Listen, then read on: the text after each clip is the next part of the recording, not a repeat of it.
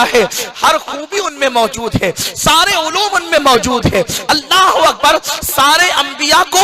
معجزہ دے کر کے بھیجا، اور جس کو قدرت کا شاہکار بنایا ہے اس کو معجزہ بنا کر کے بھیجا۔ وہ اس میں ایسے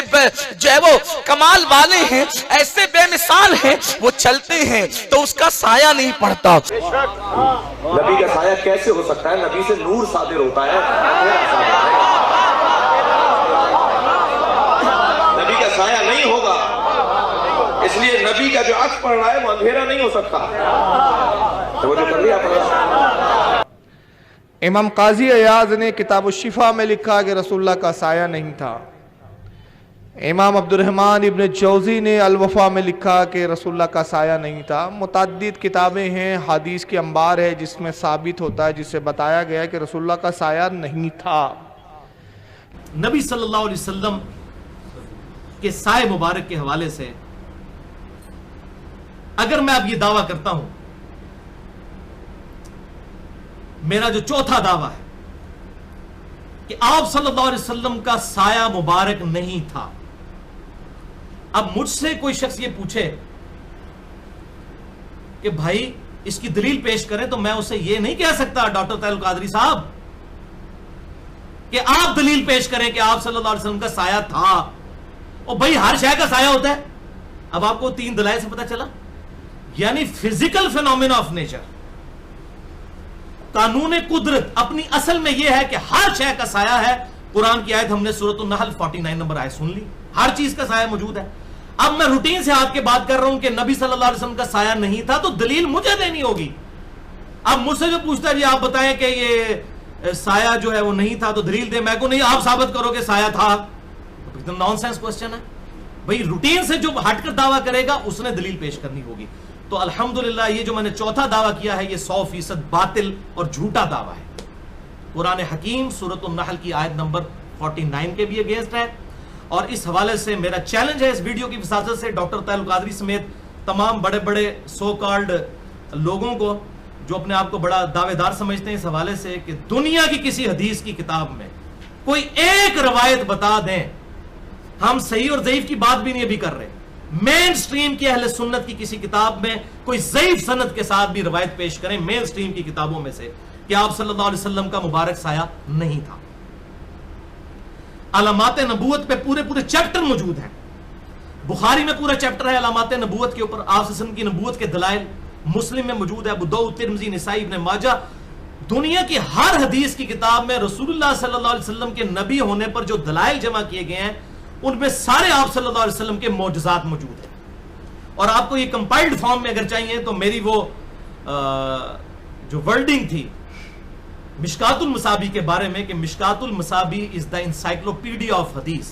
جس میں نے پورا لیکچر ریکارڈ کروایا ہے، مسئلہ نمبر 111 مشکات کا مکمل تعارف۔ تو مشکات کے اندر بخاری اور مسلم، ابو داؤد، ترمذی، نسائی، ابن ماجہ، تقریباً 13 کتابوں سے آپ صلی اللہ علیہ وسلم کے سارے بڑے بڑے معجزات اور علامات نبوت ایک جگہ کمپائلڈ فارم میں موجود ہیں۔ علامات نبوت والا چیپٹر ہے انٹرنیشنل نمبر کے مطابق مشکات میں 5852 سے لے کر 5861 تک 10 احادیث، اور معجزات والا چیپٹر ہے 5868 سے لے کر 5943 تک 76 احادیث، بخاری، مسلم، ابو داؤد، ترمذی، نسائی، ابن ماجہ سے۔ یہ تقریباً 86 کے قریب احادیث بن رہی ہیں جو ساری دنیا کی کتابوں سے انہوں نے کمپائل کی ہیں۔ تو اگر یہ چیزیں موجود ہیں، مشکات کی 3 جلد میں یہ دونوں چیپٹر موجود ہیں، کوئی نہیں لے کر ہے کہ آپ صلی اللہ علیہ وسلم کا مبارک سایہ نہیں تھا، کسی نے یہ دعویٰ ہی نہیں کیا۔ اور بھائیو یہ تو اتنا بڑا معجزہ ہوتا کہ یہ سینکڑوں صحابہ رپورٹ کرتے، کیونکہ باقی معجزات تو آپ کے کبھی کبھی نظر آئے نا۔ بخاری مسلم میں آتا ہے کہ جہاد کے موقع پر انگلیوں سے پانی کے چشمے جاری ہوئے، روزانہ تو نہیں ہوتے تھے، لیکن یہ سایہ والا معاملہ تو آپ صلی اللہ علیہ وسلم جب زور پڑھنے آتے تھے، اثر پڑھنے آتے تھے تو صحابہ دیکھتے تھے آپ کو۔ یہ تو ہزاروں صحابہ سے یہ معجزہ رپورٹ ہونا چاہیے تھا، لیکن حیران کن بات ہے دنیا کی کسی حدیث کی کتاب میں موجود نہیں ہے۔ اتنا بڑا جھوٹ بول دیا اور شرم حیا تک نہ آئی، اور اس کو رسول اللہ صلی اللہ علیہ وسلم کی عظمت بتایا اپنے زون کے اندر۔ آپ ڈیفائن کریں گے کون سی چیز آپ کی عظمت ہے اور کون سی نہیں ہے، تو بھائی پھر ہم آپ کو پھر یہ بات بتاتے ہیں کہ کرسچنز بھی جو حضرت عیسیٰ علیہ السلام کے بارے میں ڈیوینٹی کلیم کر کے ان کو اللہ کا بیٹا قرار دیتے ہیں تو حضرت عیسیٰ کی محبت میں ہی کہتے ہیں، دشمنی میں نہیں کہتے، تو ہم ان کی بھی یہ بات مان لیں۔ تو جو بات ہے اس کو مانیں گے، جو بات نہیں ہے یہ تواتر کے ساتھ نقل ہونی چاہیے تھی، یہ بات ہزاروں صحابہ سے، لیکن یہ ایک روایت الخصائص الکبریٰ 1000 سال بعد جلال الدین سیوطی المتوفی 911 ہجری اس نے یہ روایت پکڑ کے کہیں سے لکھ دی، اور وہ بھی روایت بالکل منقطع روایت لکھی، کسی حدیث کی کتاب میں نہیں تھی، اس کو 1000 سال بعد یہ کہیں سے روایت مل گئی، اور اس نے نقل کی اپنی کتاب الخصائص الکبریٰ میں جلد 1 صفحہ 71 پر کہ آپ صلی اللہ علیہ وسلم کا نہ سورج کی روشنی میں سایہ ہوتا تھا نہ چاند کی روشنی میں. اسی سے بھائیوں نے نقل کر کے تو آگے پیش کرنا شروع کر دیا. پہلے اس سند کو تو پڑھ لیں، وہ سند متصل ہی نہیں ہے، وہ تابعی کا قول ہے، زکوان تابعی کا، جس نے حضور کا زمانہ پایا ہی نہیں ہے. نمبر 2، اس کے اندر عبد الرحمن بن قیس متروک کذاب جھوٹا راوی ہے، اس نے یہ جھوٹی روایت گھڑی ہے. تو اصول محدثین پہ یہ تو روایت ہے ہی نہیں ہے، جو اس نے سند بھی بنا کے کہیں سے نقل کر دی. باقی تو حدیث کی ساری کتابیں موجود ہیں. یہ معجزہ تو دنیا کی ہر کتاب میں ہونا چاہیے تھا، کیونکہ یہ تو روزانہ آبزرو ہونے والا معجزہ ہے. عقل بھی کام کرتی ہے، یہ کوئی ایسا نہیں کوئی ایک دفعہ ہی آپ کو کوئی سایہ جو ہے وہ غائب ہوا، یہ تو روزانہ ہی ہوتا ہوگا. اگر یہ ایسی بات تھی تو تواتر سے نقل ہونا چاہیے تھا. دنیا کی کسی حدیث کی کتاب میں اس طرح کی کوئی حدیث موجود نہیں ہے. تو یہ مرسل کی تباہی ہے. اس قسم کی مرسل روایات پھر اور بھی کئی موجود ہیں. 8 تابعین سے یہ موجود ہے روایت مرسل، چھوٹا ہوا جس کا واسطہ ہے کہ رسول اللہ صلی اللہ علیہ وسلم کی زبان مبارک پر قرآن پڑھتے ہوئے بتوں کی تعریف جاری ہوگی، ولیعوذ باللہ تعالی. اس قسم کی جھوٹی روایتیں پھر ان کو بھی مانے، شیطان نے یہ پھیلائی ہوئی ہیں. صحیح مسلم کے مقدمے میں ابن مسعود رضی اللہ تعالیٰ عنہ کہتے ہیں بعض اوقات شیطان انسانی شکل میں آ کے جھوٹی روایت بیان کر کے چلا جاتا ہے اور لوگ اس کو آ کے بیان کرتے ہیں. تو پہلے یہ چیک کیا کرو کہ کون بندہ بیان کر رہا ہے، اس کا ماں باپ بھی موجود ہے، کوئی کہیں اس کی اتھینٹسٹی بھی موجود ہے کہ لا پتہ قسم کے اور مجہول قسم کے ان نون لوگوں سے روایتیں لے لی جائیں. تو میں نے اسی لیے پورا ایک لیکچر دیا ہے، مسئلہ نمبر 36 ضعیف الاسناد اور من گھڑت احادیث کے فتنے کا تحقیقی جائزہ، جس میں صحیح مسلم کا پورا مقدمہ جو امام مسلم نے لکھا ہے وہ میں نے پڑھایا ہے، اور 5 ایسی حدیث کی کتابوں سے مثالیں پیش کی ہیں ان جھوٹی اور من گھڑت روایتوں کی اور ضعیف الاسناد روایتوں کی، جن کو اگر ہم مان لیں تو ہمارا بیڑا ہی غرق ہو جائے ہمارے ایمان کا، ولیعوذ باللہ تعالی، اگر ہم جھوٹ اور سچ میں فرق نہیں کریں گے. تو اب بھائیو یہ بالکل باطل دعویٰ ہے، دلیل ان کے پاس کوئی نہیں ہے. اب میں آف دا وے جا کر میں دلیل پیش کرتا ہوں کہ آپ کا سایہ تھا، حالانکہ میرے پہ دلیل ٹیکنیکلی کوئی نہیں ہے، کیونکہ جو روٹین سے ہٹ کے بات کرتا ہے اس کو پیش کرنی ہے. ہم تو روٹین کی، ہمارے لیے دلیل وہی ہے سورۃ النحل آیت نمبر 49 کہ ہر شے کا جو ہے وہ سایہ ہوتا ہے اور وہ اللہ کو سجدہ کرتا ہے. اب روٹین سے ہٹ کے میں آپ کو 3 حدیثیں پیش کرتا ہوں. نمبر 1، المستدرک للحاکم میں انٹرنیشنل نمبر کے مطابق 8408 نمبر حدیث ہے، جسے امام ذہبی نے بھی صحیح کہا، امام حاکم نے بھی صحیح کہا، صحیح سند کے ساتھ ہے، اور صحیح ابن خزیمہ میں 892 نمبر ہے کہ آپ صلی اللہ علیہ وسلم فرماتے ہیں رات کے وقت آپ صلی اللہ علیہ وسلم اٹھے، آپ نے نماز پڑھی اور نماز کے دوران ایک ایسا عمل کیا کہ صحابہ کہتے ہیں ہم نے آپ کو ایسا عمل پہلے کرتے ہوئے نہیں دیکھا کہ آپ نماز کی حالت میں آپ تھوڑا سا آگے بڑھے اور آپ نے اپنا ہاتھ بلند کیا، پھر آپ پیچھے ہٹے. تو آپ صلی اللہ علیہ وسلم نے فرمایا کہ ہاں ایسا ہی ہے. ہوا یوں کہ نماز پڑھنے کے دوران اللہ نے مجھے جنت دکھائی اور میں نے ارادہ کیا کہ جنت سے ایک گوشہ توڑ لوں فروٹ کا. تو پھر اللہ تعالیٰ کی طرف سے وحی کی گئی جنت کو کہ پیچھے ہٹ جاؤ. ابھی یہ جنت کی نعمتیں دنیا میں نہیں لی جا سکتی، اس کے لیے مرنا شرط ہے. تو جنت مجھ سے پیچھے ہٹ گئی. پھر اللہ تعالیٰ نے میرے سامنے دوزخ کو پیش کیا، حتیٰ کہ میں نے صحابہ اکرام سے کہا کہ میں نے اپنا اور تمہارا سایہ دیکھا دوزخ کے اوپر، ظلی و ظلکم. تو میں نے تمہیں اشارہ کیا کہ تم لوگ دوزخ سے پیچھے ہٹ جاؤ، یعنی صحابہ اکرام کو. تو اللہ نے مجھے وحی کی کہ اے اللہ کے محبوب صلی اللہ علیہ وسلم آپ اس معاملے کو چھوڑ دیجئے، ان کو یہیں پر کھڑا رہنے دیں. جو خواب میں وہ دکھایا گیا، آپ کا سایہ اور آپ کے صحابہ کا سایہ. آپ صلی اللہ علیہ وسلم پیچھے ہٹ گئے لیکن صحابہ کو وہاں پر کھڑے رہنے دیا گیا. پھر آپ صلی اللہ علیہ وسلم نے فرمایا اس خواب نہیں، یہ بالکل بیداری میں آپ کے ساتھ عمل ہوا. اس کی میں نے یہ تعویل کی ہے کہ میری وفات کے بعد میری امت کو آزمائشوں میں ڈالا جائے گا، فتنوں میں ڈالا جائے گا. یعنی میں تو اس آزمائش، وہ آگ جو آزمائش کی شکل میں دکھائی گئی جہاں پر آپ صلی اللہ علیہ وسلم نے اپنا اور صحابہ اکرام کا سایہ دیکھا، لیکن آپ صلی اللہ علیہ وسلم کو اللہ تعالیٰ نے آزمائشوں سے بچا لیا. لیکن آپ کی وفات کے بعد آپ کے صحابہ کے اوپر وہ آزمائشیں آئیں، اور آپ کو پتہ ہی ہے ہم تو اکثر اس پہ لیکچر دیتے ہیں. مسئلہ نمبر 101 جنگ جمل صفین نہروان کے حوالے سے اتنی بڑی بڑی آزمائشیں پھر صحابہ اکرام پر. اور انس بن مالک اس کے راوی ہیں، سب سے بڑی تو ان پر آزمائش آئی. بنو امیہ کے حجاج ابن یوسف نے، صحیح بخاری میں آتا ہے کہ آپ کے اوپر کتنے ظلم کیے،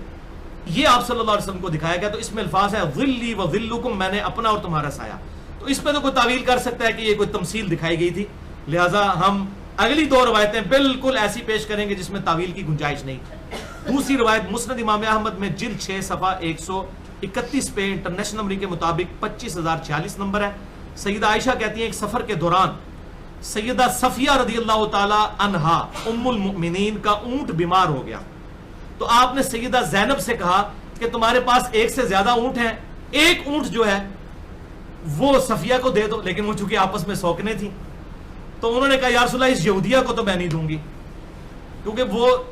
یہودیوں میں سے تھی لیکن مسلمان ہو گئی بھی تھی حضرت صفیہ۔ تو آپ صلی اللہ علیہ وسلم اتنے سخت ناراض ہوئے حضرت زینب کی اس بات کے اوپر کہ حضرت عائشہ کہتی ہیں پھر آپ صلی اللہ علیہ وسلم 3 مہینے تک حضرت زینب کے ہاں نہیں نکلے۔ 3 مہینے جب گزرے تو آپ صلی اللہ علیہ وسلم ان کی طرف گئے تو حضرت زینب کے الفاظ ہیں کہ میں نے دوپہر کے وقت دور سے سایہ آتا ہوا محسوس کیا، ظلہ کے الفاظ ہیں آپ صلی اللہ علیہ وسلم کی سایہ مبارک، جب وہ میرے قریب آیا تو میں نے آپ صلی اللہ علیہ وسلم کو دیکھا کہ یہ تو آپ صلی اللہ علیہ وسلم ہے۔ اسی کا ایک طرق آگے مسند امام احمد میں موجود ہے، تیسری حدیث جلد 6 صفحہ 337 پر انٹرنیشنل نمبر کے مطابق 26908، جس میں خود حضرت صفیہ یہ بیان کر رہی ہیں کہ مجھے اس طریقے سے زینب نے کہہ دیا تھا یہودیہ، تو آپ صلی اللہ علیہ وسلم 3 مہینے تک ناراض رہے، اور حجۃ الوداع کے موقع پر یہ معاملہ ہوا تھا، تو آپ صلی اللہ علیہ وسلم پھر ربیع الاول کے مہینے میں تشریف لے گئے۔ اس سے یہ بات پتہ چلی کہ ربیع الاول کے مہینے تک آپ صلی اللہ علیہ وسلم جو ہے وہ دنیاوی زندگی کے ساتھ دنیا میں موجود تھے، یعنی آپ کی وفات سفر میں نہیں ہوئی ہے، ربیع الاول میں ہی ہوئی ہے، یہ کنفرم ہے، سوموار کے دن 12 ربیع الاول کو نہیں ہوئی۔ میرا مسئلہ نمبر 26 مسئلہ نمبر ربیع الاول سے متعلق 3 غلط فہمیاں وہ سن سکتے ہیں۔ تو آپ صلی اللہ علیہ وسلم اپنی وفات والے مہینے 3 مہینے کے بعد ناراض ہونے کے بعد حضرت زینب کے پاس آئے، تو حضرت زینب کے الفاظ دیکھیں، میں نے دور سے کسی مرد کا سایہ آتے ہوئے محسوس کیا، مرد کا، اور وہ کہتی ہیں کہ جب وہ میں نے سوچا کہ اس وقت میرے خیمے میں کون سا مرد آ رہا ہے، کیونکہ وہ یہ گمان کر رہی تھی 3 مہینے سے حضور ناراض تھے تو حضور صلی اللہ علیہ وسلم تو نہیں ہو سکتے، تو انہوں نے کہا یہ کوئی اجنبی مرد میرے خیمے کی طرف آ رہا ہے، دور سے انہوں نے دیکھا۔ اگر وہ آپ وسلم کا فزیکلی سایہ نہ ہوتا جن کا یہ کہنا ہے تو کہتی ہاں جی سایہ چونکہ کوئی نہیں ہے لہذا حضور صلی اللہ علیہ وسلم ہی آ رہے ہیں، تو کہتی ہیں میں نے کہا یہ مرد کون آ رہا ہے میرے خیمے کی طرف، جبکہ رسول اللہ میرا مرد تو مجھ سے ناراض ہے،